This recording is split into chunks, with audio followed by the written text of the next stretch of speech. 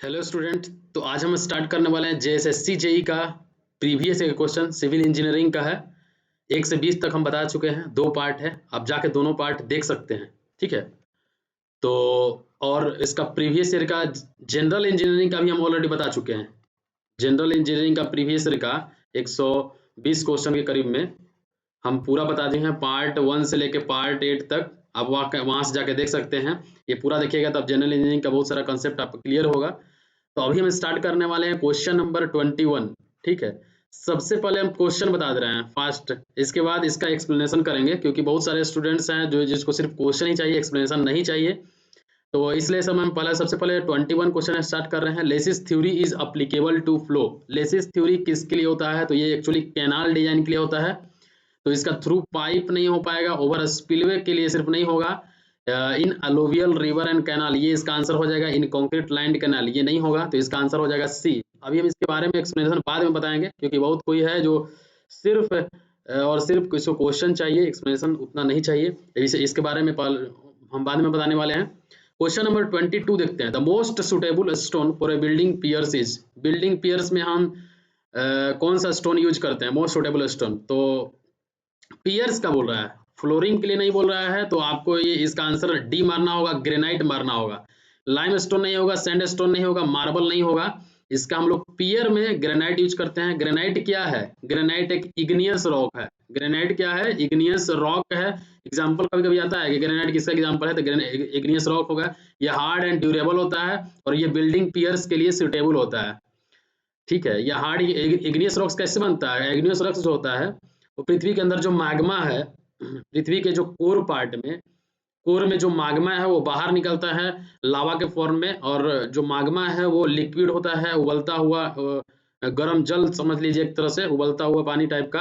ठीक है। वो बाहर आएगा तो सॉलिडिफाई होगा, ठोस फॉर्म में कन्वर्ट होगा और जाके वो रॉक बनेगा। उस जो मैग्मा के थ्रू रॉक बनता है उसको हम लोग बोलेंगे इग्नियस रॉक्स।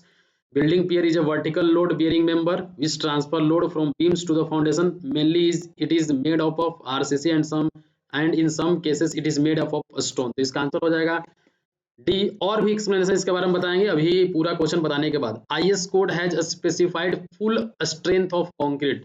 IS कोड जो है वो फुल स्ट्रेंथ कंक्रीट का कब बताया? 28 डेज में जो होता है कंक्रीट जो है वो 100% अपना स्ट्रेंथ अचीव करता है। ठीक है। तो 28 डेज इसका आंसर हो जाएगा। इसका जो कोड बुक है IS 456 का RCC का IS 456 2000 है, और स्टील का कौन सा है? IS 800 2007 है। ठीक है, ये याद रखिएगा आप। तो इसका आंसर हो जाएगा डी। अब आते हैं नेक्स्ट क्वेश्चन। ये मैकेनिकल, सिविल और इलेक्ट्रिकल तीनों देख सकते हैं, क्योंकि इसमें मैकेनिकल और इलेक्ट्रिकल का जो जनरल इंजीनियरिंग का पोर्शन है इससे भी थोड़ा बहुत कवर होगा। क्वेश्चन नंबर 24 देखिए। When two equally important road cross roughly at a right angles, then the suitable shape of central island is। दो इक्वली इंपोर्टेंट रोड है, मान लीजिए एक ये रोड है, एक ये रोड है, क्रॉस रफली एट राइट एंगल पे अगर क्रॉस कर रहा है, 90 डिग्री पे अगर क्रॉस कर रहा है, तो इसमें हम लोग सेंट्रल आइलैंड जो रोटरी हम लोग प्रोवाइड करते हैं वो कौन सा प्रोवाइड करते हैं? ये ट्रैफिक इंजीनियरिंग का क्वेश्चन है, ट्रांसपोर्टेशन का क्वेश्चन है, तो इसका आंसर हो जाएगा सर्कुलर। तो इसका आंसर हो जाएगा ए। अभी इसके बारे में नेक्स्ट बाद में बताएंगे जब हम पूरा बता लेंगे। तो finest modulus of medium sand range. Finest जो मॉडुलस होता है तो एवरेज साइज किसी भी सैंड का दिखाता है। तो इसका जो रेंज होता है 2.2 से लेके 2.6, 2.6 से लेके 2.9 और 2.9 से लेके 3.2 होता है। 3 रेंज में होता है। ये हो गया आपका लो सैंड, इसके हो गया मीडियम सैंड, और ये हो जाएगा जो कोर्सर सैंड होगा उसके लिए होगा। तो इसका आंसर हो जाएगा 2.6 से लेकर 2.9। तो इसका आंसर हो जाएगा सी। फाइनेंस मॉडल्स के बारे में अभी हम डिटेल में बाद में चर्चा करेंगे। तो देख सकते हैं फाइन सेड के लिए 2.6 से लेकर 2.2 से लेकर 2.6, यहाँ पे 2.2 होगा, 2.6 से 2.9, 2.9 से 3.2 होगा। अब आते हैं question number 26। The most important purpose of frog in A brick is. Frog यहाँ पे होता है, अभी हम डिटेल में बाद में बताएंगे। इसका जो पर्पस होता है वो form keyed joint between bricks and mortar. ये इसका आंसर हो जाएगा सी। ये तो होगा नहीं, मैन्युफैक्चरर नाम के लिए सिर्फ नहीं लिखा जाता है, वेट रिड्यूस करने के लिए नहीं होता है, improved insulation of providing follows ये भी नहीं होता है। तो इसका आंसर हो जाएगा सी। अब आते हैं next question, question number 27। Question number 27 क्या बोल रहा है? Minimum diameter of siphon pipe in inverted sanitary siphon sewer apprentice is. तो साइफोन पाइप जो होता है वो एक्चुअली हायर लेवल से लोअर लेवल में वाटर रिजर्वायर में हम लोग यूज करते हैं पाइप। यहाँ पे जो प्रेशर होता है वो एटमॉस्फेरिक प्रेशर से कम होता है। देख सकते हैं आप, ये हायर लेवल से यहाँ पे ले जाने के लिए हम लोग साइफोन पाइप यूज करते हैं। तो इसका जो मिनिमम डायमीटर एक्चुअली होता है, इसका मिनिमम डायमीटर 15 सेंटीमीटर होता है। 15 सेंटीमीटर में 150 एम होता है, लेकिन क्वेश्चन में कहीं पे 150 नहीं दिया हुआ है, तो इसलिए हम यहाँ पे आंसर 200 एम मारेंगे। ठीक है, तो ये आपको समझ में आ गया होगा।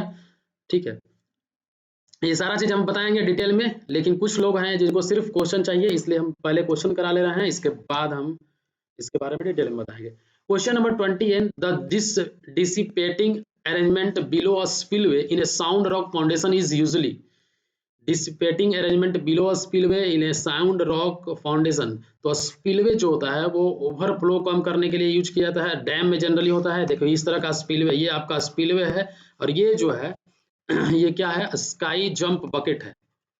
स्काई जंप बकेट है, ये इस तरह का कुछ पोर्शन है, यहाँ पे बकेट टाइप का है, इसलिए हम लोग स्काई जंप बकेट बोल देते हैं इसको। तो इसका आंसर कौन सा हो जाएगा, इसका आंसर बी हो जाएगा फ्रेंड्स। दोस्तों वीडियो अगर अच्छा लगता है तो प्लीज शेयर करिए, ताकि तभी जाके और जल्दी जल्दी फास्ट आप लोग के लिए कंटेंट लाएंगे। ये जेएसएससी के लिए, जेई के लिए बहुत इंपॉर्टेंट है, और एसएससी जेई का जो भी तैयारी कर रहे हैं, अप्रैल लास्ट में एग्जाम होने वाला है, तो ऐसा मत समझिए कि हम इतना दिन में कर पाएंगे कि नहीं कर पाएंगे। ऐसा आप बिल्कुल ही ना सोचे, अप्रैल बहुत टाइम होता है, 3 महीना टाइम है आपके पास तैयारी करने के लिए। आप इजिली इस एग्जाम को क्रैक कर सकते हैं। देखिए डेट तो बढ़ता ही बढ़ता है, स्पेशली इसमें हम डायरेक्टली नहीं बोल सकते कि बढ़ेगा, क्योंकि जब जब हम जैसे ही ये मान लेते हैं कि अप्रैल लास्ट में एग्जाम नहीं होगा, फिर तैयारी भी हम उसी हिसाब से करने लगते हैं, आराम आराम से करने लगते हैं। लेकिन आप ये मान के चलिए ना कि अप्रैल लास्ट में एग्जाम हो जाएगा, 3 महीना है ना आपके पास, 3 महीना बहुत होता है एग्जाम की तैयारी करने के लिए। खासकर जेई लेवल का एग्जाम अगर आप बढ़िया से देते हैं, तो आपने ऑलरेडी डिप्लोमा में पढ़ा भी होगा थोड़ा बहुत, और यहाँ पे आप अपना एफोर्ट लगा दीजिए, तो ये आपके लिए एग्जाम जो है बहुत ही अच्छा साबित हुआ है। सीट भी इंक्रीज होने का ही होगा, ये कंफर्म ही है, और डेट भी बढ़ेगा। लेकिन हम लोग ये नहीं मान के चल सकते हैं कि डेट बढ़ने वाला, हम लोग मान के चलेंगे कि उसी डेट में एग्जाम होगा। जो भी डेट बढ़ेगा वो रिवीजन के लिए हम लोग का स्पेशल अच्छा रहेगा। अब आते हैं नेक्स्ट क्वेश्चन में। Which one of the following is not a hazardous waste. Hazardous waste इसमें से कौन सा नहीं है, तो आर्सेनिक वेस्ट जो होता है ये तो टॉक्सिक वेस्ट होता है, ये हजार्डस वेस्ट है। कैडमियम आर्सेनिक वेस्ट ये भी टॉक्सिक होता है। इंडस्ट्रियल टॉक्सिक वेस्ट ये भी टॉक्सिक होता है। तो ये जो होता है, ये तीनों जो है ये हजार्डस वेस्ट है। Sludge from water treatment plant के द्वारा जो स्लज निकलता है वो वेस्ट हजार्डस नहीं है, तो इसका आंसर हो जाएगा बी। अब हजार्डस वेस्ट दे सकते हैं, इस तरह का जो वेस्ट होता है दवाई वाई मेडिसिन में हम लोग, या फिर इंडस्ट्रियल प्रोडक्ट में और भी टाइप का हजार्डस वेस्ट होगा, तो ये आपका हजार्डस वेस्ट है। अब आते हैं हम लोग next, the minimum thickness of floor slab for a building is usually. तो बिल्डिंग में जो हम लोग स्लैब का मिनिमम थिकनेस जो हम लोग प्रोवाइड करते हैं वो 9 सेंटीमीटर से 15 सेंटीमीटर के बीच में होता है। ठीक है, तो इसका आंसर हो जाएगा सी, 9 सेंटीमीटर। अब आते हैं हम next question number 31। Question number 31 क्या बोल रहा है, the structural member used for fixing of seat on the top of A roof. Friends अगर आपको अच्छा लगता है तो प्लीज एक लाइक जरूर करिए, अगर आपको वीडियो अच्छा लगता है। ठीक है, व्यूज आ जाता है लेकिन लाइक नहीं होता, और सारे जो ग्रुप है आपका, जो सिविल का ग्रुप है उसमें जरूर से जरूर शेयर करिए। अगर आपको फ्री का कंटेंट चाहिए इस पे, तो आप जरूर से जरूर शेयर करिए, लाइक करिए। The structural member used for fixing of seat on top of A roof क्या हो जाएगा, हम लोग रूफ पे जो फिक्स करते हैं सीट, वो किस पे होता है, वो पर्लिन्स पे होता है। ये आपका पर्लिन्स है, ये स्टील स्ट्रक्चर का क्वेश्चन है, तो इसका आंसर हो जाएगा डी। ठीक है, नेक्स्ट क्वेश्चन आता है question number 32। Water cement ratio is generally expressed in a volume of water required for how many KG of cement. तो जो सीमेंट का जो एक बैग का वेट होता है वो 50 केजी होता है, तो इसका आंसर हो जाएगा 50 केजी सीमेंट के लिए हम लोग water cement ratio generally express करते हैं 50 केजी सीमेंट के लिए। अब आते हैं next question number 33। Which one of the following causes ravelling in a bituminous pavement. ये एक टाइप का डिफेक्ट है। रेवलिंग जो है बिटुमिन्स, जब हम लोग सरफेस बनाते हैं फ्लेक्सिबल पेवमेंट में, क्या होता है, बिटुमिन डिजाइन होता है, बिटुमिन का हम लोग पेवमेंट बनाते हैं, तो उसमें ये इस टाइप का आपको दिखेगा, ये रेवलिंग इसको बोलेंगे, ये डिफेक्ट है एक तरह का। ठीक है, subgrade failure of flexible pavement में सबसे पहले नीचे सबबेस होता है, उसके नीचे भी सबग्रेड होता है। सबसे पहले सबग्रेड प्रिपेयर होता है, उसके ऊपर में सब बेस होता है। सिर्फ ऊपर वाले कोर्स को हम लोग बेस कोर्स बोलते हैं। सबसे ऊपर जो लास्ट वाला जो कोर्स होता है वो वेयरिंग कोर्स होता है, उसको हम लोग सील कोट भी बोलते हैं। ये फ्लेक्सिबल पेवमेंट का क्या है, फॉर्मेशन थिकनेस है। ठीक है, तो ये कब होता है, ये लो बिटुमिन कंटेंट अगर हम लोग डालते हैं, तो लो ग्रेड ऑफ बिटुमिन तो अब हम लोग रेवलिंग वाला देखते हैं, तो इसका आंसर हो जाएगा सी। आते हैं नेक्स्ट क्वेश्चन। नेक्स्ट क्वेश्चन ये टाइप ऑफ डिफेक्ट्स के बारे में बताए हुए हैं। ये वीडियो ये 35 क्वेश्चन बताने के बाद हम करेंगे। While doing analysis of rate, the number of bricks into account per cubic meter is, देखिए अगर हम लोग ब्रिक्स एक क्यूबिक मीटर अगर हम लोग ब्रिक वर्क करते हैं, एक क्यूबिक मीटर अगर हम लोग ब्रिक वर्क करते हैं, तो इसका जो नंबर ऑफ ब्रिक्स होगा वो कितना होगा, 500 होगा। कैसे निकालते हैं, एन एक cubic metre divided by 0.20 into 0.10 into 0.10 करिएगा तो इसका आंसर आ जाएगा 500। ठीक है, इसका आंसर आ जाएगा 500। नंबर ऑफ ये साइज है, जो ब्रिक्स का जो साइज है वो कितना होता है, 190 इंटू 9 होता है। तो इसको हम लोग अगर 10 बढ़ा देते हैं, इसका मोटार थिकनेस 200 इंटू 10 हो जाएगा। ठीक है, एमएम में होगा। तो ये इसका साइज हो गया ब्रिक्स का। तो एक एमक्यू में कितना नंबर ऑफ ब्रिक्स का एक ब्रिक का साइज से डिवाइड कर दिए तो टोटल नंबर ऑफ ब्रिक्स निकल जाएगा यहाँ पे। Question number 35, the thickness of plastering is usually, plastering का थिकनेस कितना होता है, तो इसका आंसर हो जाएगा बी। अगर हम लोग जो सीलिंग प्लास्टर, छत के ऊपर जो प्लास्टर करते हैं उसका जो थिकनेस होता है 6 mm होता है। इनसाइड जो हम लोग प्लास्टर करते हैं उसका जो थिकनेस होता है 12 mm होता है। और जो आउटसाइड प्लास्टर करते हैं उसका जो थिकनेस होता है 18 mm होता है। कहीं कहीं थोड़ा बहुत डिफरेंस होता है, 19 mm भी कहीं कहीं बोल देते हैं यहाँ पे। तो ये इसका आंसर हो जाएगा 12 mm। अब यहाँ पे 35 क्वेश्चन आपका कंप्लीट हो सकता है। जो इतना ही देखना चाहते हैं वो जा सकते हैं, या फिर जो जिसको एक्सप्लेनेशन देखना है वो अभी रुकेंगे। अभी हम फिर से सबका एक्सप्लेनेशन बताने वाले हैं कैनाल के बारे में। ठीक है, क्वेश्चन नंबर जो हम लोग 21 से स्टार्ट किए थे, क्वेश्चन नंबर 21 से जो हम स्टार्ट किए थे, तो क्या था, Lacey's theory is applicable to alluvial river and canal. अब इसके बारे में हम बताते हैं। सबसे पहले हम इसमें ये समझें कि लैंड कैनाल और ऑनलाइन कैनाल किसको बोलते हैं। तो ऑनलाइन कैनाल क्या होता है, जनरली देखिए ये आपने देखा होगा गाँव में क्या होगा, डायरेक्टली पानी बह रहा है, यहाँ से खेती होता है। ठीक है, इस कैनाल के थ्रू खेती हो जाता है। तो इस टाइप के कैनाल को यहाँ पे कुछ भी अरेंजमेंट नहीं हुआ, सिर्फ खोदे और पानी बहा दिए। जहाँ से भी पानी आ रहा है, नदी से पानी आ रहा है तो नहर में जोड़ दिए। ठीक है, या फिर नहर में डैम से पानी आता है तो वहां से हम लोग कर देते हैं। तो यहाँ पे कुछ नया अरेंजमेंट नहीं करते हैं, सिंपली जो ये वाला सरफेस नहीं होता है, यहाँ पे सिंपली जो बना देते हैं उसको हम लोग बोलते हैं unlined canal. These are the earthen channel without any coating on its bottom and side. Bottom और साइड में जो होता है, ये साइड में जो कोटिंग किए हुए हैं ऑनलाइन कैनाल में नहीं करते हैं, जबकि वही लाइन कैनाल में हम लोग कोटिंग करते हैं यहाँ पे। These are earthen channel with coating of cement, plaster, concrete और स्टोन का हम लोग करते हैं on its bottom and side. मतलब बॉटम पे भी करेंगे, यहाँ पे भी करेंगे और साइड में भी करेंगे, with purpose of reducing water losses as seepage and percolation. उसके लिए हम लोग करते हैं, मतलब यहाँ पे सीपेज ना हो। अभी इस टाइप के कैनाल में क्या, ऑनलाइन कैनाल में सीपेज बहुत ज्यादा होगा, वाटर का लॉसेस जो होगा वो बहुत ज्यादा होगा। इस टाइप का कैनाल नहीं होता है जनरली, हम लोग इस टाइप का कैनाल देते हैं। अब आते हैं हम लोग कुछ टर्म समझते हैं कैनाल लेजन में। एलोवियल सॉइल और नॉन एलोवियल सॉइल किसको बोलते हैं। The soil which is formed by the continuous deposition of silt is known as alluvial soil. ठीक है, कंटिन्यूअस डिपोजिशन, सिल्ट का जब हम लोग कंटिन्यूअस डिपोजिशन होता है किसी भी नदी के पास में, तो उसको हम लोग एलोवियल सॉइल बोलेंगे। The river has to carry a heavy charge of silt in the rainy season when the river overflow its bank during flooding, the silt particles get depositing on the adjoining area. This deposition of silt continues year after year. This type of soil is found in deltaic region of the river.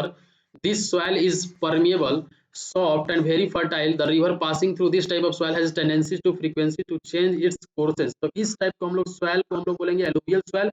Simply आपको याद रखना है कि deposition of silt के द्वारा जो soil होता है, तो soil which is formed by the continuous deposition, silt ढेर होते रहेगा, उसको हम लोग बोलेंगे alluvial soil. Non alluvial soil कैसे बोलते हैं, the soil which is formed by the disintegration of rock, rock के जो टूटने से बनता है उसको हम लोग बोलते हैं नॉन alluvial soil. रॉक क्या होता है, डिसइंटीग्रेशन, फिजिकल वेदरिंग की वजह से सॉइल जो रॉक है वो टूटता है, मतलब पानी का, हवा का इफेक्ट आएगा। तो यहाँ पे क्या होगा, रॉक टूटेगा तो उससे जो सॉइल का फॉर्मेशन होगा उसको नॉन एलुवियल सॉइल बोलते हैं। It is found in the initial mountain region of the river. Mountainous region जहाँ पे पहाड़ होगा वहीं पे तो रॉक टूटेगा, तो वहीं पे नॉन एलुवियल सॉइल बनेगा। तो soil is hard and impermeable in nature. ये इम्परमेबल होता है, ये परमेबल होता है एलुवियल सॉइल। ठीक है, दिस इज नॉट फर्टाइल, ये फर्टाइल नहीं होता है। This river passing through this type of soil does not have tendency to change its courses. तो ये टेंडेंसी होता है कि ये कोर्स चेंज नहीं करेगा। तो ये नॉन एलुवियल सॉइल हो गया। अलुवियल कैनाल, देखिए अलुवियल सॉइल से बना अलुवियल कैनाल और नॉन अलुवियल सॉइल से बना नॉन अलुवियल कैनाल। तो if the canal is excavated in alluvial soil, अगर कैनाल जो होता है वो, अगर ये सॉइल जो है ये अलुवियल सॉइल की कैटेगरी में आ जाता है, तो यहाँ पे जो हम लोग कैनाल कंस्ट्रक्ट करते हैं तो इसको हम लोग बोलेंगे alluvial canal. such as silt, sand, gravel, etc., then it is said to be an alluvial canal. तो ये alluvial canal हो जाएगा। non alluvial canal क्या होगा? If the boundary surface of the canal, ये जो boundary surface है is of the non alluvial soil such as loam, clay or rock, it is then it is said to be non alluvial canal. तो ये जो canal है अगर ये इसका जो बाउंड्री सरफेस है ये अगर लोम, क्ले और रॉक का होगा तो वो नॉन एलुवियल कॉयल होगा। इसमें क्या होता है? सिल्ट का होता है। ये चीज आप ध्यान रखिएगा एलुवियल कैनाल में, ठीक है। अब लेसिस थ्योरी जो होता है कैनाल डिजाइनिंग के लिए होता है। लेसिस थ्योरी जो होता है वो कैनाल डिजाइनिंग के लिए होता है। फंडामेंटल्स क्या है लेसिस थ्योरी का? लेसिस थ्योरी का फंडामेंटल्स क्या है? Laces put forward the concept of regime. ये यूपी का एक इंजीनियर थे, यूपी के एक इंजीनियर थे लेसिस जो थे। Laces put forward the concept of regime channel. अब रिजिम चैनल क्या होता है? रिजिम कंडीशन होता है। क्या हुआ कि आप कैनाल जैसे ही कंस्ट्रक्ट करते हैं तो उसमें ये मान लेता है कि रिजिम चैनल में कि जो पानी है, पानी जो है वो जब फ्लो करेगा तो इसमें सिल्टिंग और स्कोरिंग नहीं होगा, सिल्टिंग और स्कोरिंग नहीं होगा और अपने आप से एक स्टेबिलिटी कंडीशन अरेंज हो जाता है, स्टेबिलिटी कंडीशन में आ जाता है। उसी को हम लोग बोलेंगे रिजिम चैनल बोलेंगे, रिजिम कंडीशन बोलेंगे। तो ये रिजिम चैनल के बारे में एक कंसेप्ट लाया नया कि पानी जब फ्लो हो रहा है तो वो अपने आप जो अपना स्टेबिलिटी मेंटेन कर लेगा, मतलब वो अपने आप अपने स्टेप में आ जाएगा या अपने जो फ्लो है उसको डाइवर्ट कर लेगा। तो ये आपका रिजिम कंडीशन क्या आता है, अंदर में आता है। तो Lacey's defined the regime channel as a stable channel transporting a regime silt charges. ये एक सिल्ट का भी कॉन्सेप्ट, सिल्ट थ्योरी भी आया। इससे पहले जो कैनाल डिजाइन करते थे वो कैनेडिस थ्योरी से करते थे।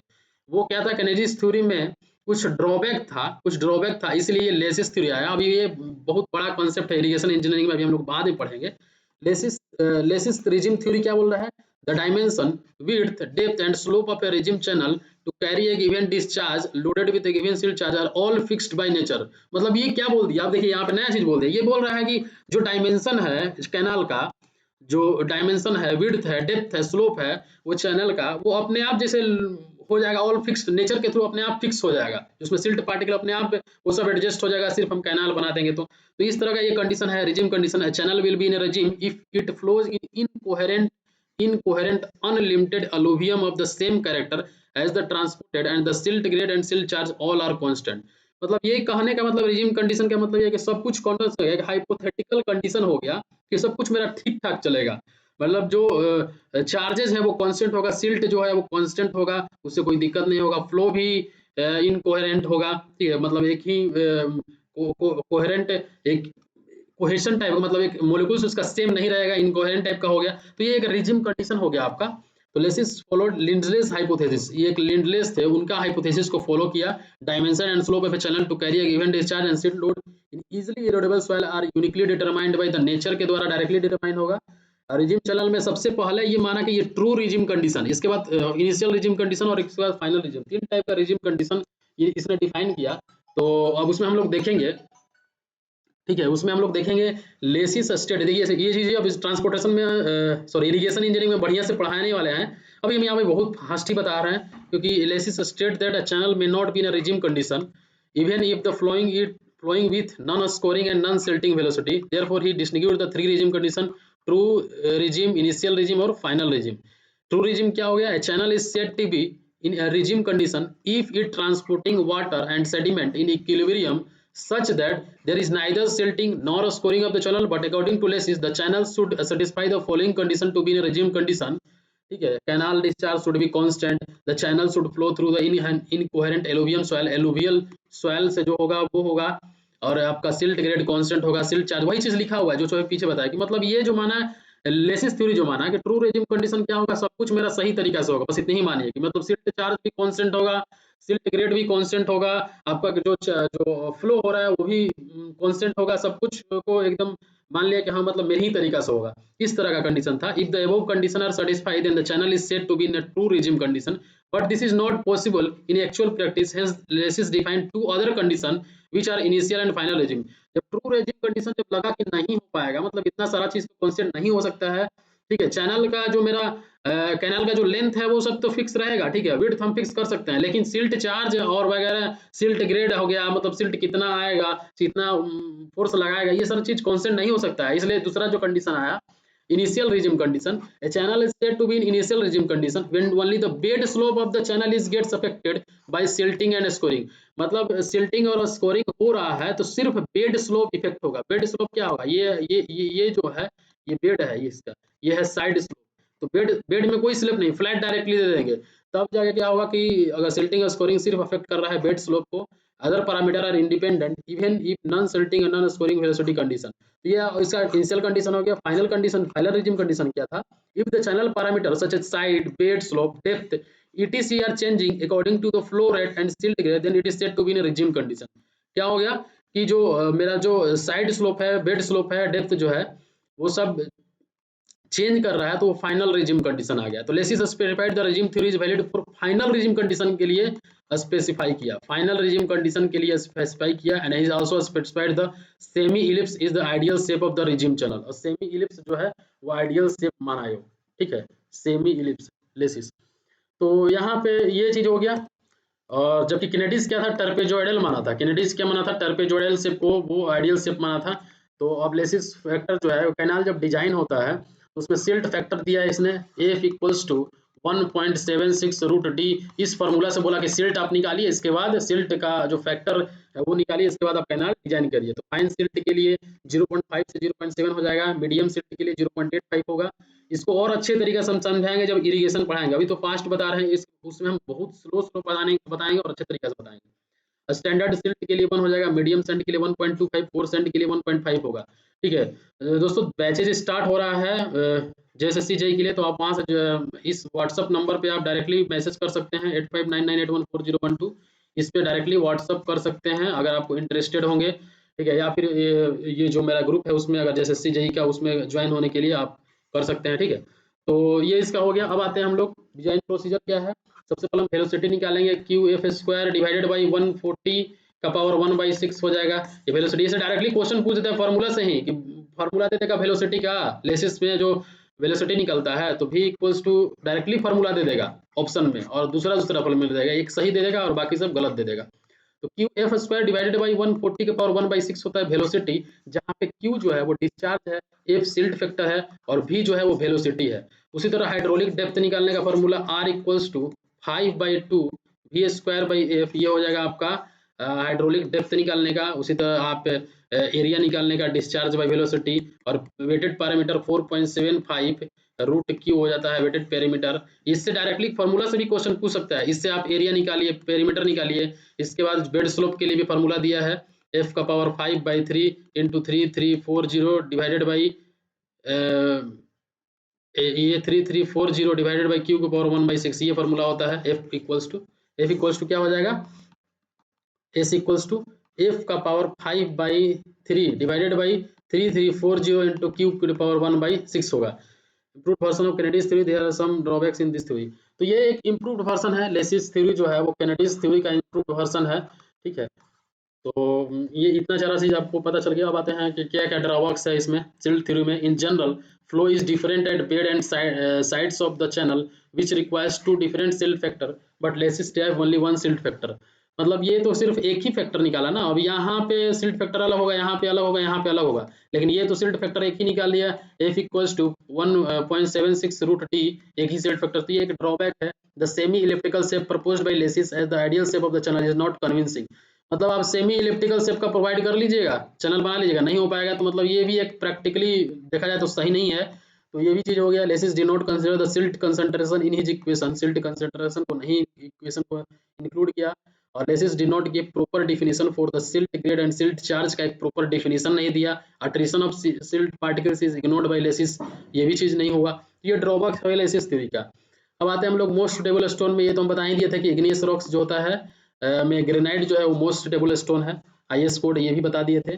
अब आते हैं हम लोग सेंट्रल आइसलैंड के बारे में, रोटरी के बारे में। तो रोटरी और सेंट्रल आइसलैंड क्या होता है, a traffic island constructed in the center of an intersection to compel movement of a traffic in a clockwise direction is called rotary or central island, ठीक है। तो हम लोग जनरली इसको किस ट्रैफिक के लिए प्रोवाइड करते हैं क्लॉकवाइज डायरेक्शन में, मतलब ये ट्रैफिक है, अगर आप इस तरह से आते हैं तो आप इस तरह से घूम के जाइएगा, they are constructed at the centre of road intersection to eliminate point of direct conflict, point of conflict, इधर से गाड़ी आ रहा है इधर से गाड़ी आ रहा है, तो इस टाइप का पॉइंट ऑफ कॉन्फ्लिक्ट को हटाने के लिए होता है। हम लोग सर्कुलर रोटरी आइजेंट प्रोवाइड करते हैं, squarish with rounded edge rotary island provide करते हैं, इलिप्टिकल इलोंगेटेड और oval shape rotary island provide करते हैं, rectangular shape rotary island provide करते हैं। तो इस टाइप का हो गया, ये सर्कुलर शेप का हो गया, स्क्वायरिश शेप का हो गया, इलिप्टिकल शेप का हो गया, ये रेक्टेंगुलर शेप का होगा। तो इस तरह का हम लोग प्रोवाइड करते हैं सेंट्रलाइजेशन। फाइनेंस मॉडुलस, देखिए इसको थोड़ा सा हम आराम से समझाएंगे कि फाइनेंस मॉडुलस क्या होता है। ठीक है, फाइनेंस मॉडुलस अगर मान लीजिए यहाँ पे गिट्टी पड़ा हुआ है, पार्टिकल्स पड़ा हुआ है, सॉइल का पार्टिकल्स पड़ा हुआ है यहाँ पे, इस तरह से कोई बड़ा पार्टिकल है, कहीं छोटा है, कहीं बड़ा है, कहीं बड़ा है। तो इस पूरा जो सिस्टम है इसका अगर आपको एवरेज साइज पूछा जाए तो कैसे बताइएगा, कैसे होगा, क्या होगा? मान लीजिए इसमें 6 mm का भी है, इसमें 2 mm का भी है, इसमें आपका 4.75 mm का भी साइज का है, 300 माइक्रोन का भी है। तो इसमें अगर आपको एवरेज एक साइज पूछा जाए तो ये कैसे डिटरमाइन होता है? ये फाइनेंस मॉडुलस से डिपेंड करता है। इसका हम फाइनेंस मॉडुलस हम बताएंगे, इसका फाइनेंस मॉडुलस जो है वो 2.2 से लेकर 2.6 है, तब हम बता पाएंगे कि ये किस साइज का है, तो इससे एवरेज साइज हमको मिल जाएगा। तो फाइनेंस मॉडुलस क्या होता है? तो finance modulus of A sand is an index number that indicates the mean size of the sand particle. ये क्या देता है? मीन साइज देगा, पार्टिकल्स का मीन साइज देगा।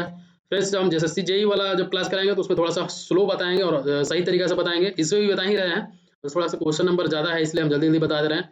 Finance modulus of sand is an index number that indicates the mean size of the sand particle. Sand particles का mean size को बताएगा। It is calculated by performing the sieve analysis state से करते हैं। देखिए इस तरह का सीव आप अरेंज करके रख दीजिएगा। Test with standard ISC, the fineness modulus of sand ranges from 2.2 से लेकर 2.3 टू 3.2 तक होता है। देखिए सबसे पहले आपके पास ये सॉइल पार्टिकल्स है, मान लीजिए छोटा छोटा पार्टिकल्स है, इसके बाद आप सीव में डालिएगा तो कुछ पार्टिकल रिटेंड कर जाएगा और कुछ पार्टिकल पास कर जाएगा, फिर इसमें डालिएगा तो कुछ पार्टिकल रिटेंड कर जाएगा, कुछ पास हो जाएगा, फिर इसमें डालिएगा तो ये आ जाएगा, फिर इसमें डालिएगा तो ये आएगा, लास्ट में ये आ जाएगा। ये पेन है, ये फाइन में है, मतलब नीचे फाइनर ज्यादा होगा, ठीक है, एज कम्पेयर टू ऊपर के केस में। ठीक है, तो सबसे पहले जैसे 150 हो गया, फिर 300, 600 माइक्रोन आ जाता है, फिर 4.75 आता है, फिर 10 mm आता है, फिर 20 mm आता है। तो इस तरह से अरेंज करते हैं हम लोग। ठीक है, fineness model. The sieve analysis of fine aggregate, ये जो fineness models of sand test IS code for fineness models कौन सा हो जाएगा? IS 383 1970। तो ये याद रखिएगा, इससे क्वेश्चन पूछता है एग्जाम में। IS 383 1970। Sieve analysis of fine aggregate is the test procedure for fineness modulus of sand test. Sand test के लिए हम लोग करते हैं। ठीक है, अब देखिए, take the sieve and arrange them in descending order, मतलब सबसे ऊपर में बड़ा साइज का साइज रहेगा, नीचे में उससे छोटा होते जाएगा। डिसेंडिंग ऑर्डर में हम लोग largest sieve on the top होगा। If mechanical shaker is used for shaking then put the sieve set in a position the mechanical shaker and pour the sample in the top sieve and then close it with the sieve plate. अगर आप हाथ से हिला रहे हैं तो कोई जरूरत नहीं है, अगर आप मैकेनिकल शेकर से अगर हिलाते हैं आप, तो इसको पूरा पैक कर दीजिए। इसको कैसे पैक करिएगा? इसको तो नीचे ही रहेगा ये।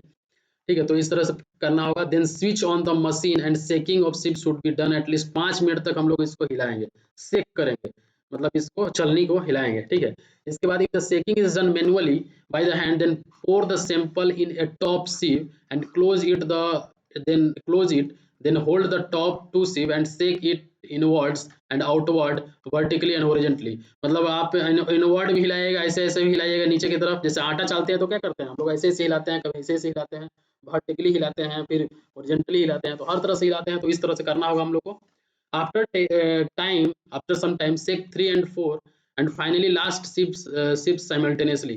After shipping record the sample weight retained on ship, मतलब हर शिप पे जो रिटेन्ड वेट हो रहा है उसको हम लोग नोट कर लेंगे। अब हम उससे क्या निकालेंगे? क्यूमुलेटिव वेट रिटेन्ड निकाल लेंगे। Finally determine the cumulative percentage retained on ship. अब उसके बाद क्या निकाल लेंगे? परसेंटेज निकाल लेंगे। Add the cumulative percentage value and divide with 100, और उसके बाद डिवाइड कर देंगे 100 से। ठीक है, तो इससे क्या निकल जाएगा? मेरा फाइनेंस मॉडल्स निकल जाएगा। Let us assume the dry weight of sample 1000 ग्राम का हम अगर सैंपल ले लेते हैं, 1000 ग्राम का हम सैंपल लिए हैं, तो after sieve analysis the value that appear tabulated below. तो सीव एनालिसिस में सबसे पहले हम 0.5 मतलब 150 माइक्रोन का कर दे। 150 माइक्रोन को हम mm में कन्वर्ट करेंगे तो क्या आएगा? 150 × 10⁻⁻⁶। इसका अगर हम लोग पॉइंट में लिखे mm में तो 150 mm आ जाएगा, 0.150 mm। तो ये हो गया। इसके बाद 300 micron, 600 micron, 1.18 mm, 2.36 mm, 4.75 mm। इस टाइप का हम लोग सीव लिए हैं।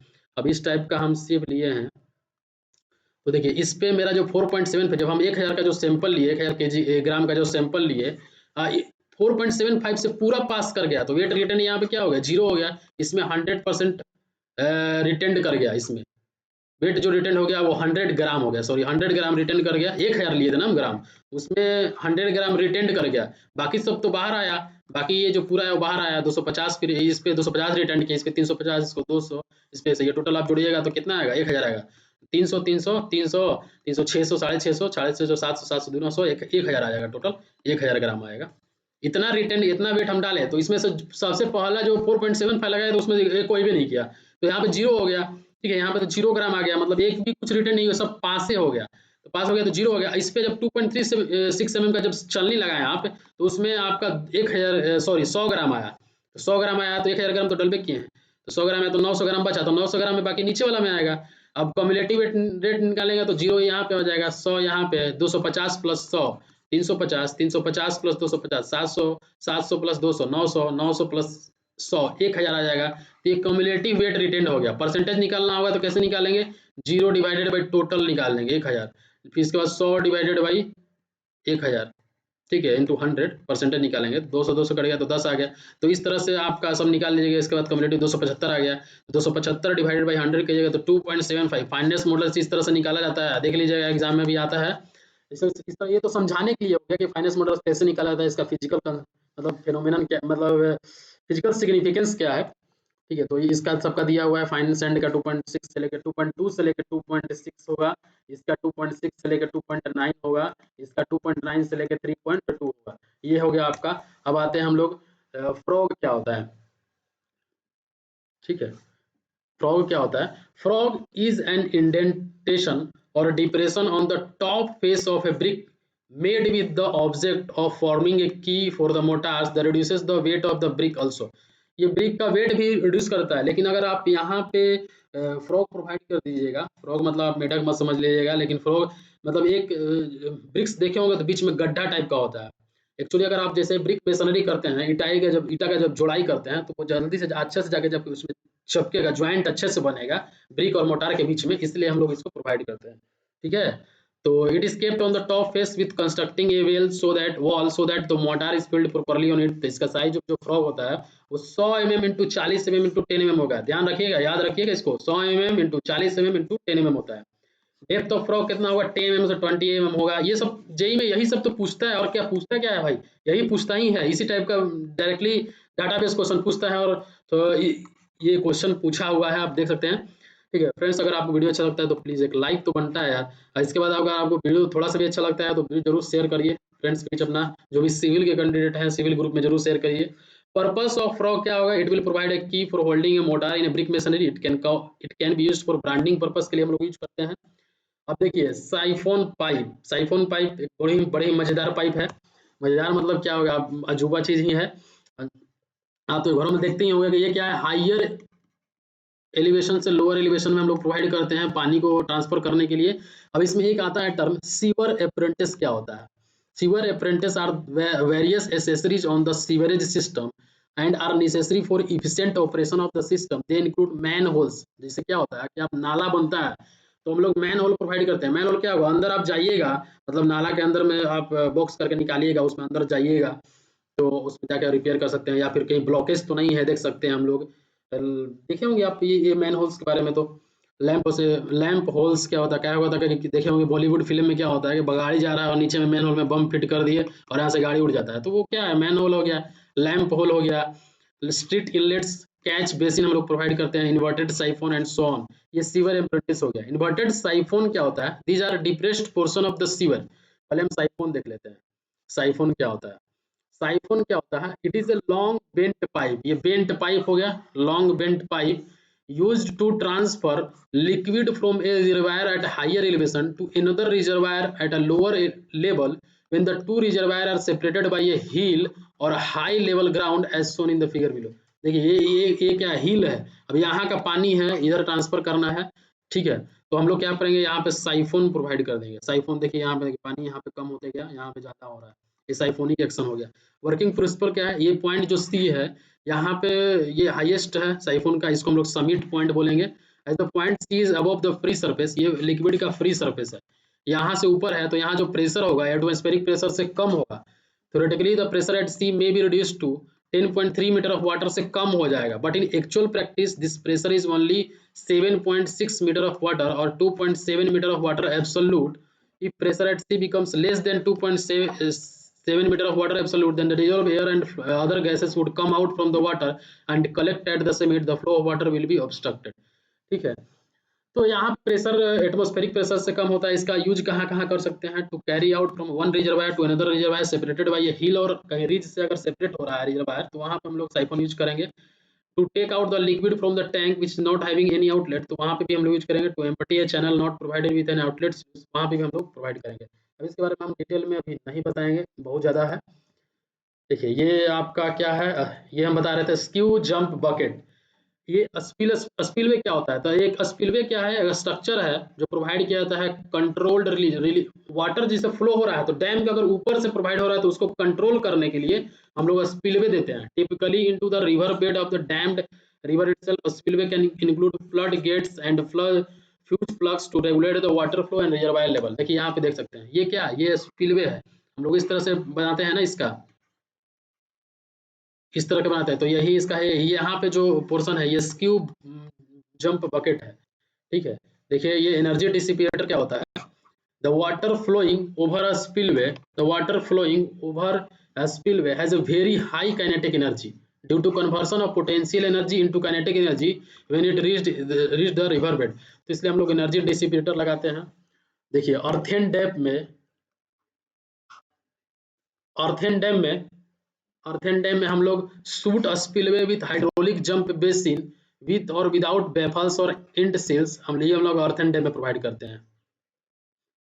आर्क डैम में हम लोग free fall spillway with sting proof use करते हैं। हाई डैम में हम लोग अनटर्न्ड बकेट्स ये सब यूज करते हैं। एलुवियल सॉइल में long apron with hydraulic jump type stilling basin with baffles and end sill, ये सब हम लोग प्रोवाइड करते हैं।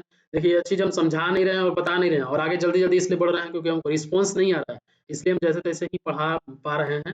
रिस्पॉन्स थोड़ा सा ठीक करिएगा तो हम और अच्छे तरीके से बताएंगे, ये सबका एक्सप्लेनेशन ही बताएंगे। लेकिन पढ़ाने से क्या है कि बताइए और फिर कोई देखे ही नहीं है तो फिर उसमें मजा नहीं आता है, तो इसलिए हम इसको अभी स्किप भी कर रहे हैं। ठीक है, ये आपका स्क्यू जंप बकेट है, ये आपका स्पिलवे हो गया। ठीक है, ये ट्रेजेक्टरी डिप्रेशन हो गया, इस तरह का जाता है। ये टेल वाटर हो गया यहाँ पे, ये हो गया। तो स्क्यू जंप बकेट जो है it is a one type of energy dissipator. ये क्या है? एनर्जी डिसिपेटर है in the form of buckets provided in the spillway.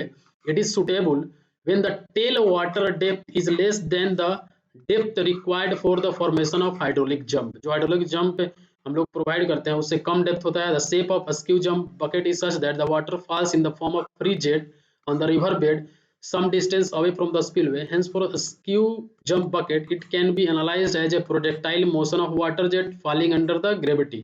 तो इसका फॉर्मूला जो हाइट का हो जाएगा v square sine square theta by 2g हो जाएगा। तो इस तरह से हो जाएगा इसका। देखिए यहाँ पे देख सकते हैं ये इस तरह से बकेट के फॉर्म में है। ये जो है ये वाला जो पोर्शन है स्क्यू जंप बकेट है। ठीक है, अब हम यहाँ पे हार्जेडस वेस्ट क्या होता है? तो ये वेस्ट होता है दैट है सब्सटेंशियल और potential threat to the public health और इन्वायरमेंट।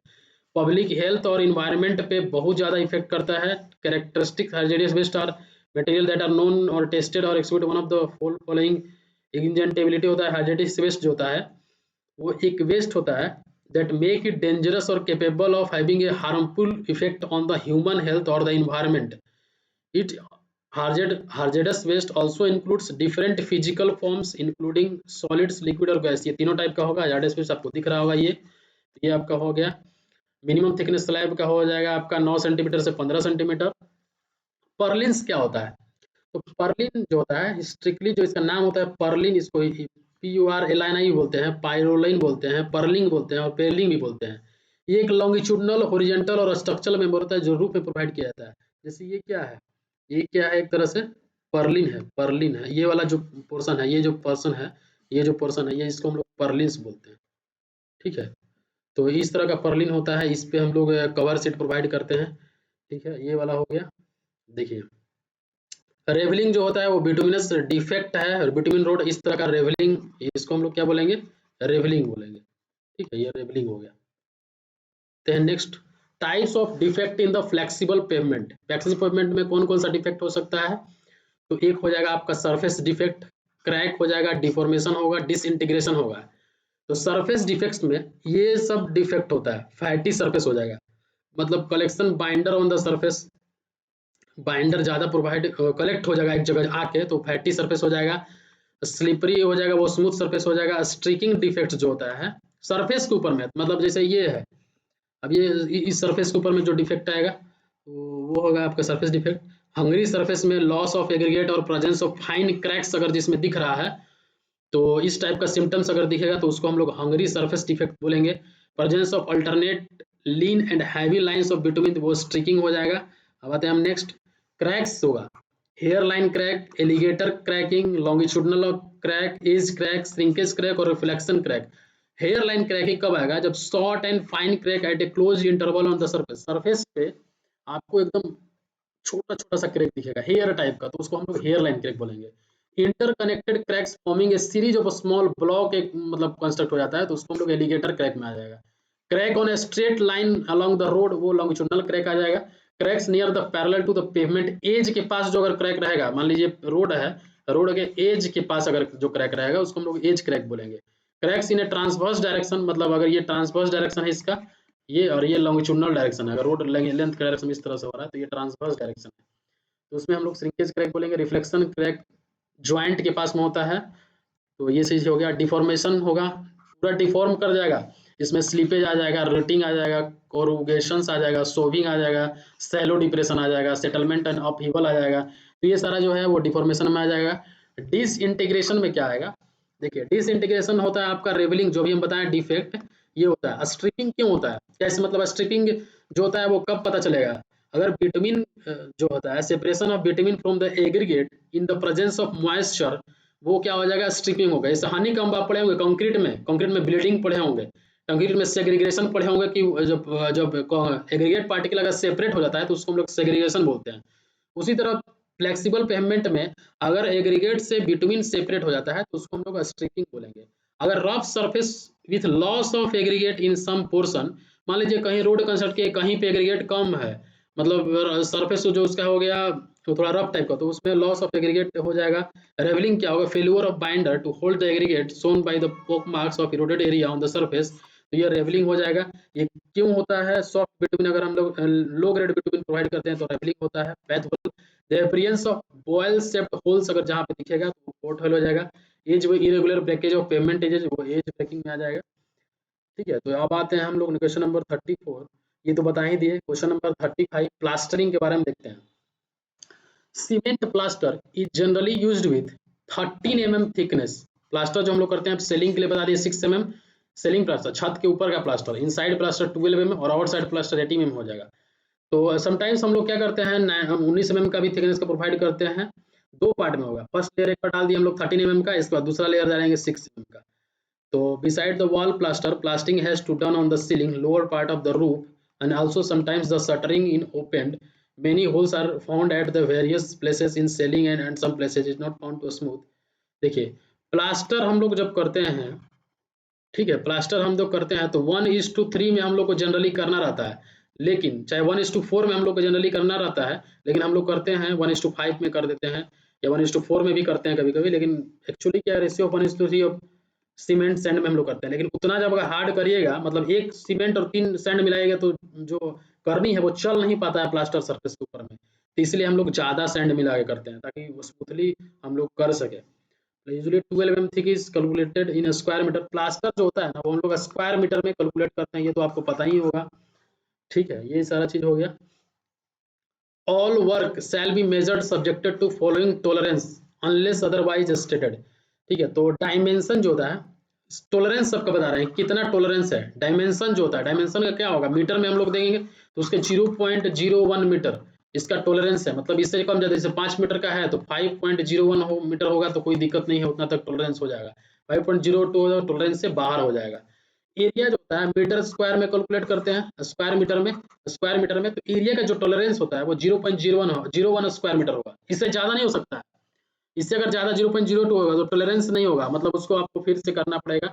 क्यूबिक कंटेंट, इसको हम लोग मीटर क्यूब में करते हैं, तो इसका टॉलरेंस लेवल 0.01 क्यूबिक मीटर है। Weight shall be worked out to the nearest, weight जो होता है वो 0.001 टन में हम लोग इसका करेंगे टॉलरेंस लेवल, टन में, केजी में नहीं, 0.01 टन ही होना चाहिए, 0.01 टन टॉलरेंस लेवल होना चाहिए। मतलब अगर 5 टन का है तो 5.001 टन अगर आता है तब हम लोग मानेंगे कि चलो ठीक है, इसको हम लोग अब चेक करेंगे तो इतना तक हम लोग मैनेज कर लेंगे। लेकिन 5 पॉइंट जैसे ही 002 आएगा टॉलरेंस से बाहर हो जाएगा, उसको फिर से देखना होगा कि वेट में कुछ गड़बड़ी हुआ है कि नहीं हुआ। Thickness of RCC slab shall be measure to the nearest 0.005 metre thickness हो जाएगा आरसीसी स्लैब का। वुड वर्क जो हम लोग करते हैं उसका जो टॉलरेंस लेवल होगा 0.002 मीटर होगा। थिकनेस ऑफ स्टील वर्क जो हम लोग करेंगे वो 0.01 मीटर हो जाएगा। Length of the steel reinforcement bar shall be measure to the nearest 0.05 metre, और इसका जो डायमीटर होगा 0.001 मीटर होगा। The area shall be measured to the nearest 0.01 square metre, area जो होगा वो तो हम अभी ऊपर में दिखा ही दिए, ठीक है। यहाँ पे देख सकते हैं 0.01 स्क्वायर मीटर में टॉलरेंस लेवल है। The area shall be measured to the nearest 0.01 square metre, but the area of steel shall be measured, देखिए एरिया आप जैसे डायरेक्टली जो कंक्रीट का एरिया है उसमें तो 0.01 स्क्वायर मीटर होगा, लेकिन जब स्टील का आप करते हैं तो वहां पे टॉलरेंस लेवल अलग हो जाता है, 0.0001 स्क्वायर मीटर, इतना टॉलरेंस लेवल होगा। इससे ज्यादा होगा तो हम लोग अलाउ नहीं करेंगे।